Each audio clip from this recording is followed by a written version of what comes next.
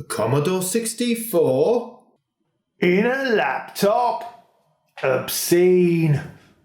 This is Mark Fix's stuff.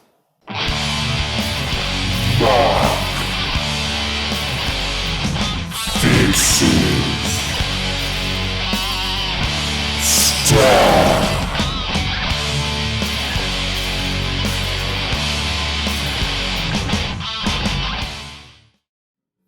So what is it? Well, it's a portable C64. Well, it's a C64 DTV hacked into a sleek and very usable netbook format. The DTV is a single chip implementation of the Commodore 64 with the circuitry famously designed by Jerry Ellsworth. This unit starts off as a DTV and a netbook. The guts of the netbook are binned, including the screen, and the unit is melded with an SD2IEC SD card disk drive emulator and some custom PCBs that do cool stuff, like turn the touchpad into a 1530 joystick mode mouse and a keyboard twister by Shadow Wolf that allows us to use a netbook keyboard. All that's left of the original netbook is the case and the battery. Even the charge has been replaced with a properly made and rated safe one. It's from Asus, I believe. It's essentially a PAL DTV that's had the colour hardware fix applied. The DTV firmware can even be updated via Joystick Port 2. Most importantly, no vintage Commodore 64 was harmed in the making of this awesome thingamajigabop. Two joystick ports. The rear one is Joy 2, the one that you'll use for most things. Yes, and Joy 1 at the front.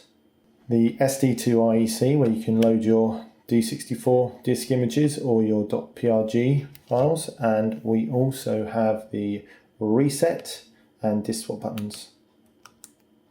Around the back, masquerading as a USB disk, is actually a rotary volume dial, and this can go quite loud. Also, interestingly, in here we have what looks like an S-video connection, but this takes a special cable which splits into an IEC bus connection and composite video and sound. It also features a teensy-weensy tiny little credit card style remote, which I haven't taken out of the packet because I'm odd that way, which allows you to switch between 4:3 and 16:9 ratio on the screen like this. So pressing the button switches between 4:3 ratio and 16:9 ratio. I've been using it in 16:9, but some purists would like to stick with a 4:3 ratio. You can also, by hitting menu, change the contrast, colour, and all that good stuff. And the LEDs, which have been repurposed for the machine. So green is power, orange is charge, so bright is a full charge, dim is a trickle charge, and blue is accessing the SD2IEC. So if I press this, for example, you'll see it goes blue. I've just hit the reset button, and that'll go off in a moment. Underneath, we do actually have one final thing, which is a teensy-weensy tiny little reset button. So let's see what this baby can do from startup. Okay, so the screen up now, it's a soft power, so you need to hold it on for a second. And it springs to life. You can see that the screen selected AV1, and immediately we see the Jiffy DTV coming up. So what's the reason for the Jiffy DTV? Well, in normal Commodore 64, the loading speed, even with Jiffy DOS, which is implemented by the way, is still slow at around 30 to 50 seconds. But with Jiffy DOS DTV, a lot of the games load up in less than 8 seconds. There's a lot of titles that have also been fixed and optimized for DTV, so the DTV has some other advantages over a vintage C64. For example, it could potentially show 256 colours on screen at once, and also it could potentially emulate the official Commodore RAM expansion unit. But this is all advanced hacking stuff and not for the casual joystick waggler. So let's see what we've got. We'll eschew Jiffy DTV for the moment, because what that does is puts us into a prompt with the Jiffy DTV. Whatever you call that. Anyway, 3 finger salute, resets, Control Alt Delete, takes us back to the menu. A little 3 finger salute for Mr. Gates there. If we go down to basic, again, we can see that takes us into Commodore 64 Basic V2 with 38,911 basic bytes 3. Lovely. Again, we can use this to run the ST2 IEC, but we're going to see what we've got built in to begin with, because I suspect that this is what most people will go for straight away. Okay, now first off I'm going to skip over CBM File Browser, because that's a utility that accesses files that you put onto the SD card, and we're going to have a look at the files down here. Now these are built into the DTV ROM, so they load very, very quickly. So for example, let's load up the absolute abortion of a game that is Airwolf. You can see it's loading, and in a second you'll wish that it hadn't, because the game is hideous. So press the button, fly into the cavern. Oh look, Mum, I'm Airwolf. Not entirely sure what you've got to do there. Probably die, which is what usually happens in Airwolf. Oh, I'll tell you what I haven't done. So put some sound on.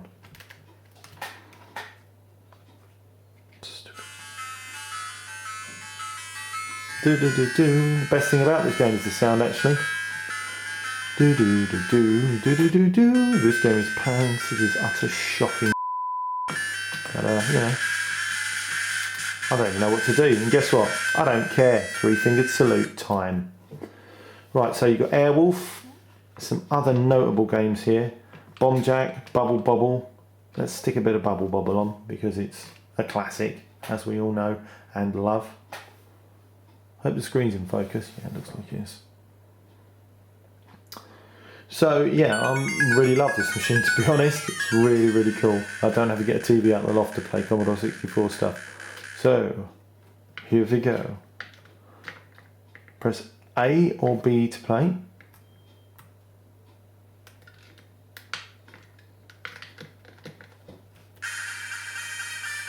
F1. Dum, dum.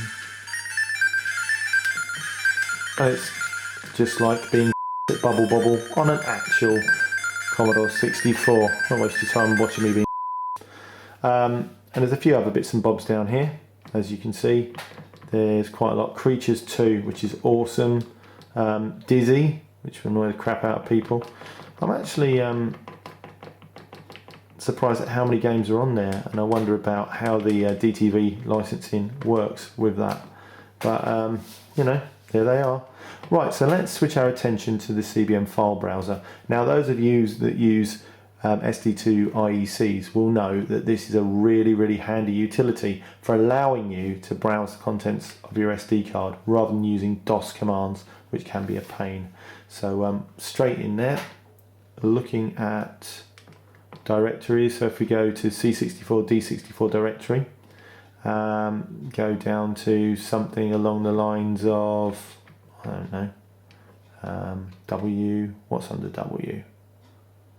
Boom, boom, boom. You can see there's a lot of games already preloaded on this.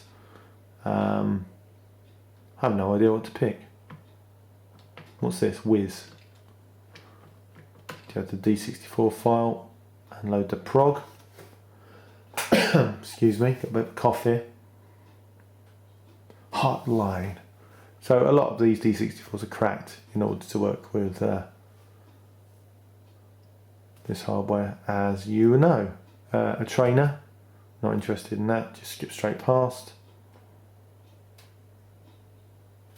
Wheels. And you can see that Jiffy DOS is implemented. That would take a good few minutes to load normally without Jiffy DOS implemented. Okay, press space again, load up the next bit. Cracked and trained, T for trainer or space to start, we'll just start. Never played this game. I'm expecting loads of YouTube comments telling me what a classic it is now. You know what? I need to press space.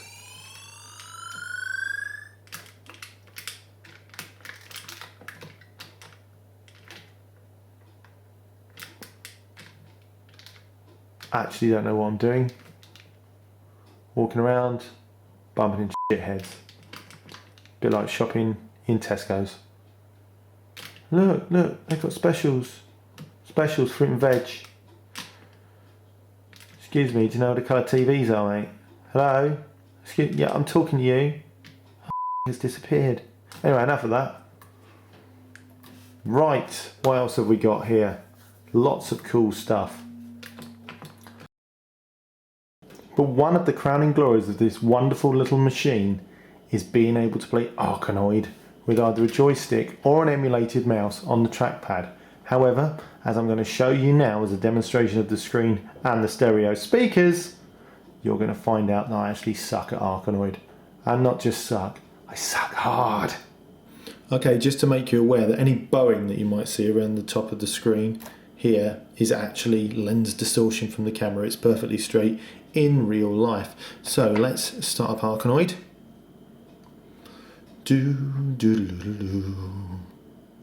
Although the colour balance might be a bit off, you'll have to forgive me for that. It's very difficult. Everything probably looks quite blue. There you go. These are the dogged cards that cruel fate has dealt us. Right, so let's try the touchpad first. So touching the touchpad actually starts the game. The era and time, etc, here comes the ship to blow off your nipples. Let's go. If we can zoom in a little bit, actually. Ugh. Oh, yes, slow. It's just the way I need it. Oh man, I suck bad at this. Switching to the joystick. Right, here we go. Expect much improved performance and play. Now I'll switch to the joystick. Of course you can expect everything, it's not going to happen. Right, so... I have to say, ashamedly, although I've played this quite a lot in the past, I don't think I've ever cleared a single screen. I've never been able to hit the last couple of blocks. What on earth? How did I miss that? Dead grandma could have got that one. Go! Oh yes, I'm so good. Oh! The ball's stuck to my rod. Need to shift my position. That's not very useful. Why can't I change the... Ugh. I'm sure some of you people out there will be telling me I'm playing it wrong. But, yeah. I can't help it, can I? So, oh, looking good. I think I've got a double bubble. In there, get in the gap, that's it. Can't catch any of those power pills, I guess they're called. Oh, look at that. That pill really did increase my wang. Increase your wang. Come on, I need to wang. I need to wang up. I want to wang off. Go! Oh, you pig. Anyway, enough of that, because I'm painting at it. So, why is it whenever the games come out, so do the expletives? It's probably because I'm a filthy pig. Should we have another go of a game quickly before I let you go, YouTube? What do you think? Don't mind if I do. Okay, let's put the camera straight first.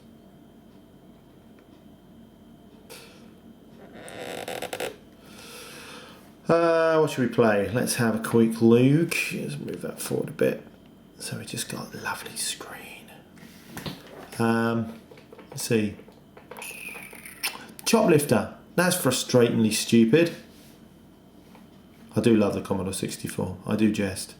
Choplifter by Dan Gorlin and Dane Bigham from 1982.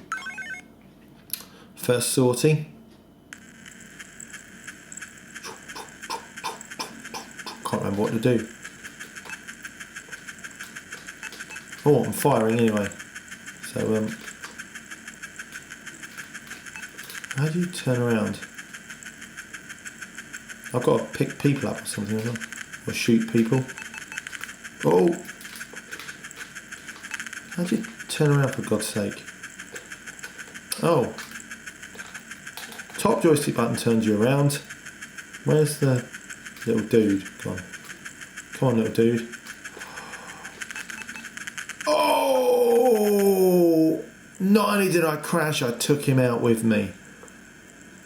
Second sortie. Proper naughty.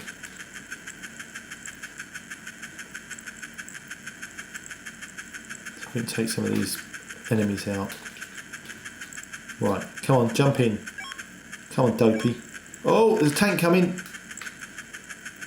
Trying to steal my girl. Let's go. Land there. That's it. Jump out, Bob. Jump out, Alice. Time to go. Yeah, you're welcome. See you Tuesday, Ridge. Well, I'm going to have you, mate. No, I'm not. Because you're far too hard to hit.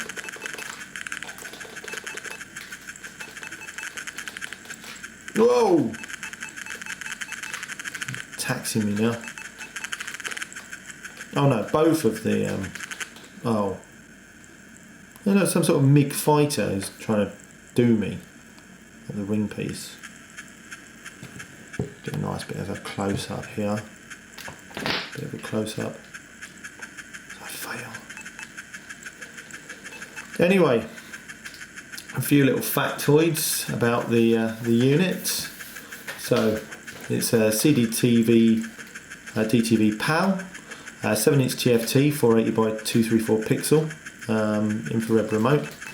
Oh, blur! It's a blur! It's a blur!